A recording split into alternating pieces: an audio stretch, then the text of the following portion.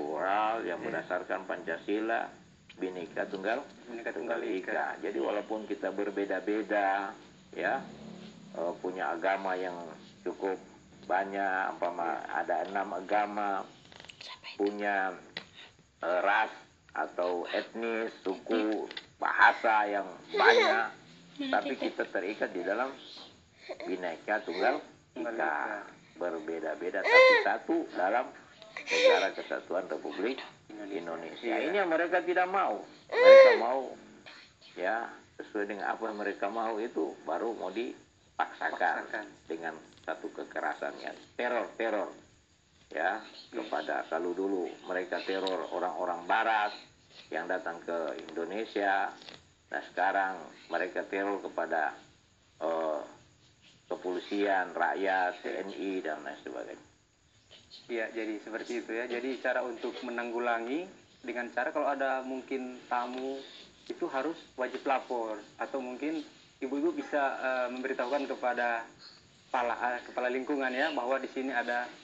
Nah, jadi mungkin itu salah satu cara untuk menanggulangi secara dini ya. Nah, mungkin ada lagi ibu-ibu yang ingin bertanya, silakan. Assalamualaikum warahmatullahi wabarakatuh. Waalaikumsalam warahmatullahi wabarakatuh. Baiklah, saya akan bertanya Pak Ustadz, apa hukum orang yang melakukan teror menurut pandangan Islam? Terima kasih. Wassalamualaikum warahmatullahi wabarakatuh. Waalaikumsalam warahmatullahi wabarakatuh. Nah, ini Pak Ustadz, apa hukum orang yang melakukan teror dalam pandangan Islam? Nah, jelas ya, orang melakukan teror, melakukan kekerasan, kezaliman. Ya, Allah tidak suka kepada orang-orang yang berbuat kezaliman. Ya, itu yang sudah yakin dan percaya kepada Allah dan Rasulnya, percaya kepada Tuhan, ya, selama dia tidak mau berbuat kesalahan, tidak berbuat penyimpangan, ya gitu. Nah, itu haram bagi kita untuk melakukan kekerasan, kezaliman kepadanya. Jadi itu sangat-sangat berdosa, ya. Apalagi umpama sekarang ini membunuh orang-orang yang tidak berdosa. Kalau umpama di medan perang, ya, orang baku perang, baku tembak, ya, itu sudah lain. Tapi ini orang bukan di medan perang, teror di halayak ramai, di tengah-tengah pasar, di jalan orang ramai, ledakan bom, ya. Padahal orang-orang yang jalan itu kan orang-orang yang tidak berdosa, tidak ada buat permusuhan dengan mereka, ya kan? Nah, mereka ini yang korban, gitu. Jadi itu adalah hukumnya haram, berdosa, dosa besar. Ya, di dalam Al-Quran itu, la taqtulun nafsa allati haramallahu illa bil haqq. Ya, janganlah kamu membunuh jiwa. Ya, Allah mengharamkan itu, membunuh jiwa orang tanpa hak, ya, tanpa dengan jalan yang benar, ya gitu. Ya, jadi barang siapa membunuh itu, maka Allah Subhanahu wa Ta'ala menyiapkan apa? Naru jahannam khalidina fiha. Neraka jahanam kekal untuk selamanya. Ya, Masya Allah ya. Jadi itu termasuk dosa besar. Jadi perlakuan teroris itu sangat diharamkan ya. Itu dilarang oleh agama. Jadi dia dikategorikan sebagai dosa yang sangat besar ya. Ya, dan alhamdulillah di sini. Mungkin ibu-ibu ada lagi yang ingin bertanya, silakan. Mohon maaf. Jadi kita ada penelpon ya. Halo. Dengan siapa di mana? Ya, mungkin terputus ya. Ya, baik, kita akan lanjutkan dengan ibu-ibu yang ada di studio ya. Silakan kalau mungkin ada yang ingin bertanya. Assalamualaikum warahmatullahi wabarakatuh. Waalaikumsalam warahmatullahi wabarakatuh. Nama saya Mujibaratul Boba, SPDI. Setelah saya mendengar atau menyimak apa yang dikatakan oleh Pak Ustadz tadi, saya sangat tertarik. Di sini saya ingin bertanya, apa tindakan MUI atau Majelis Ulama Indonesia untuk mengantisipasi paham radikal yang ada di Sulawesi Utara. Terima kasih.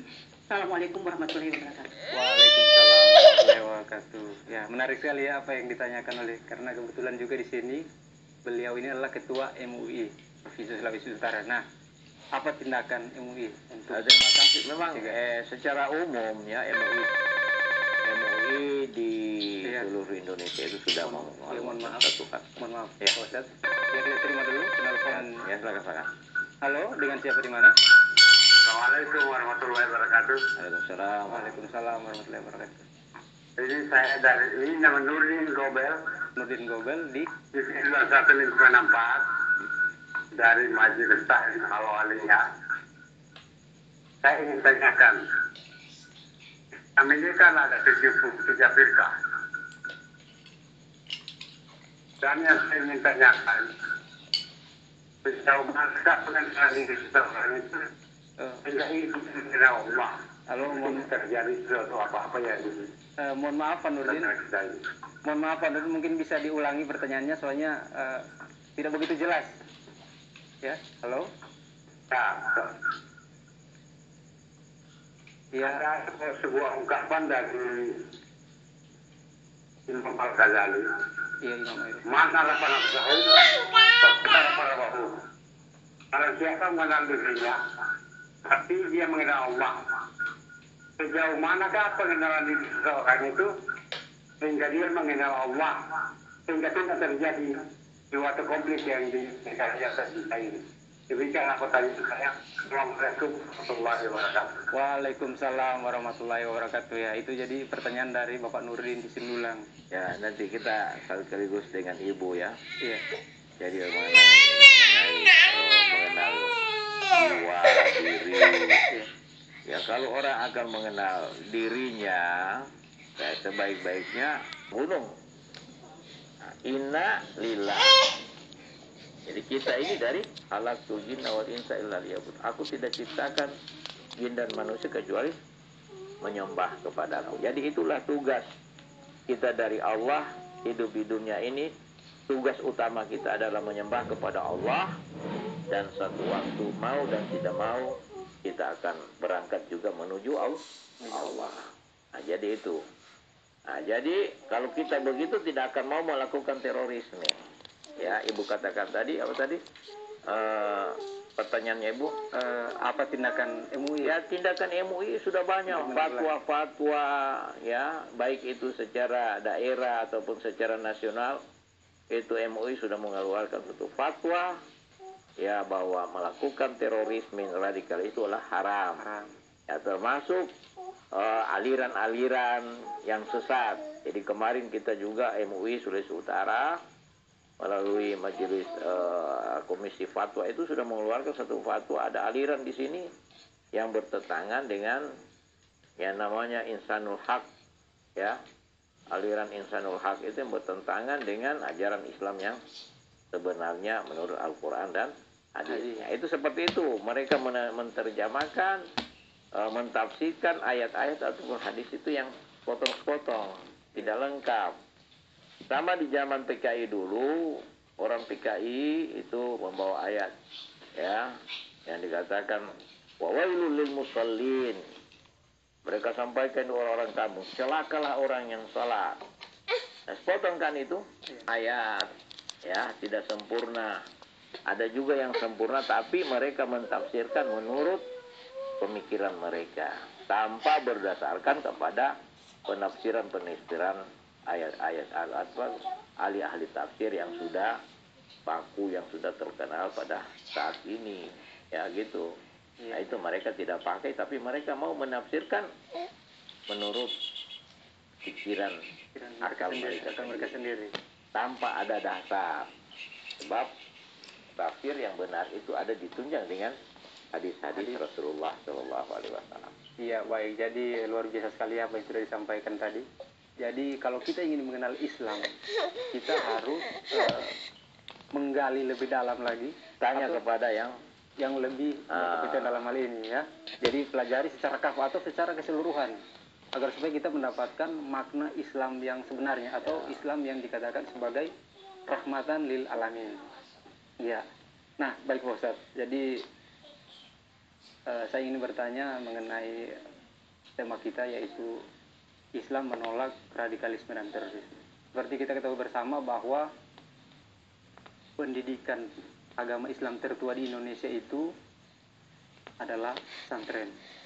Banyak tokoh-tokoh, ya, tokoh-tokoh nasionalis ataupun para pemikir-pemikir, ya, itu dilahirkan dari pesantren. Mungkin bisa saya kasih contoh, salah satunya adalah almarhum Gus Dur, ya. Sampai saat ini beliau walaupun mungkin sudah tiada, tapi pemikiran-pemikiran beliau itu masih terus dipakai karena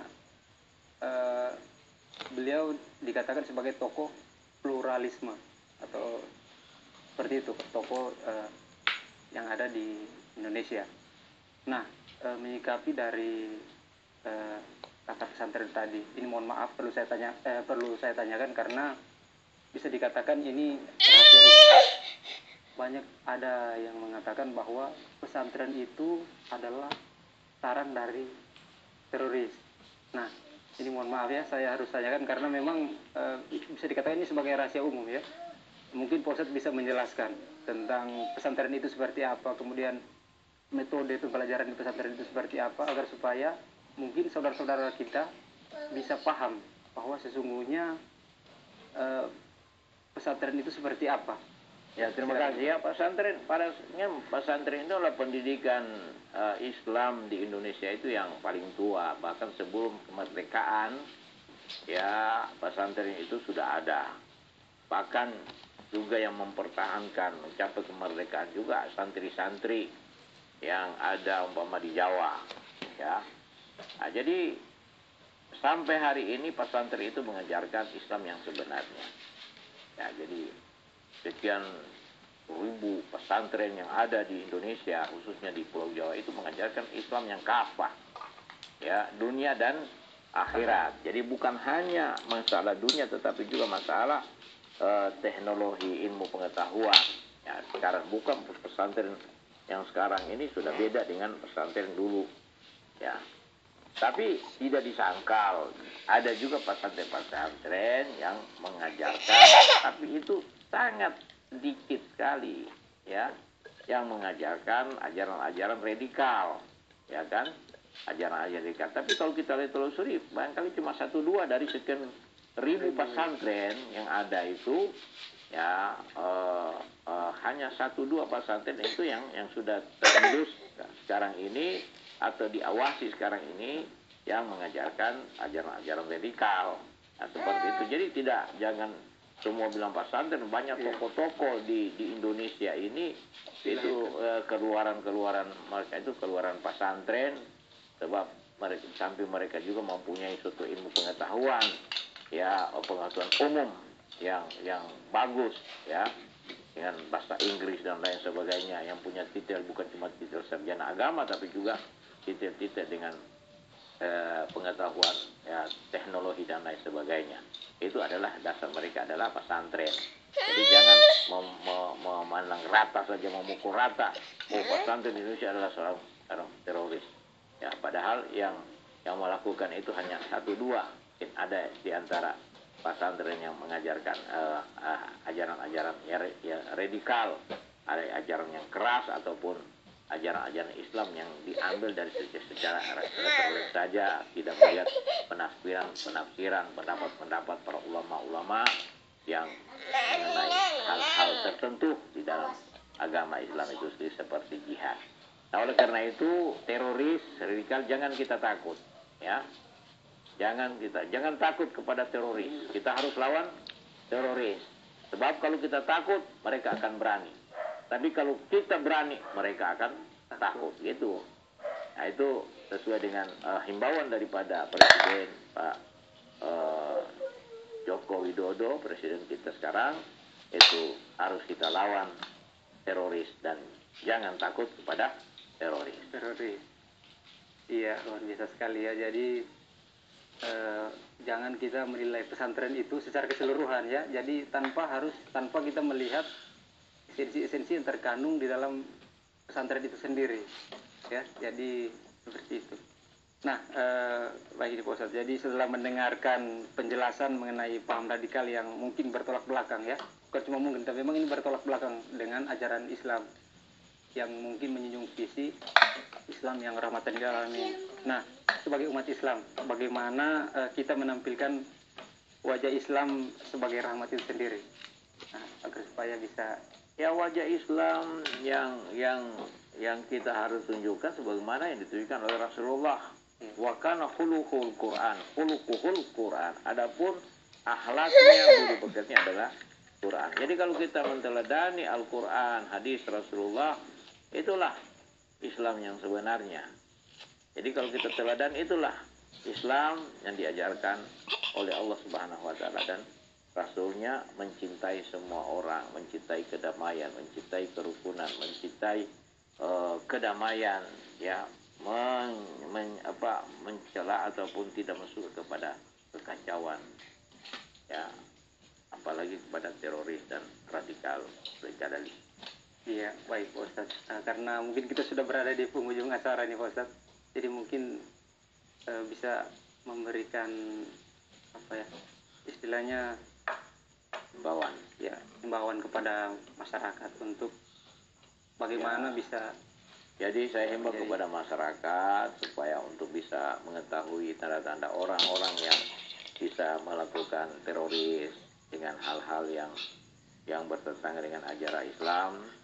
Ya, kalau ada sesuatu tamu ataupun orang-orang yang kontrak atau siapa saja yang kita curigai, ya perlu kita memberikan informasi kepada aparat keamanan, ya, yang terdekat adalah lurah. Ya, jadi itulah ya yang bisa saya himbau, dan kita jangan takut kepada teroris, jangan takut kepada radikalisme, harus kita lawan supaya negara dan bangsa kita ini aman. Terima kasih. Terima kasih. Baik. Dan pemirsa, ya, tanpa terasa kita sudah berada di penghujung acara, dan saya mengucapkan terima kasih Pak Ustadz Kiai Haji Abdul Wahab Abdul Ghafur LC sebagai, dalam hal ini adalah Ketua Majelis Ulama Indonesia, telah hadir di studio. Terima kasih Pak Ustadz, dan juga ibu-ibu dari Majelis Taklim Al Muhajirin Sumompo, terima kasih.